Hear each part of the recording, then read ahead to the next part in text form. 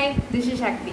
Today பார்க்க போகிறது vibration பற்றி பார்க்க போகிறோம். என்ன வைப்ரேஷன் அப்படின்னா அதிர்வு விதியை பற்றி தான் சொல்ல போகிறேன். பட் அந்த அதிர்வு விதியே எப்படிலாம் இருக்குது அப்படிங்கிறது தான். பாசிட்டிவாக நெகட்டிவாக அப்படிங்க பார்த்தீங்கன்னா ஒரு பீப்புள் நம்மக்கிட்ட வந்து என்ன மைண்ட் செட்டில் பேசுகிறாங்களோ அப்போ கூட அந்த பாசிட்டிவ் வைப்ரேஷனாக இருக்கும்போது நம்ம அதை அட்ராக்ட் பண்ணுவோம். பாசிட்டிவாக பிளெஸிங்ஸ்லாம் பண்ணுவாங்கள்ல, நல்லா இருக்கணும் அப்படின்னு சொல்லும்போது மனசார அவங்க ப்ளெஸ் பண்ணும்போது நம்ம இன்னும் எக்ஸ்ட்ராவாக நல்லாயிருக்கும் அப்படிங்கிறது தான் ஃபேக்ட்டு.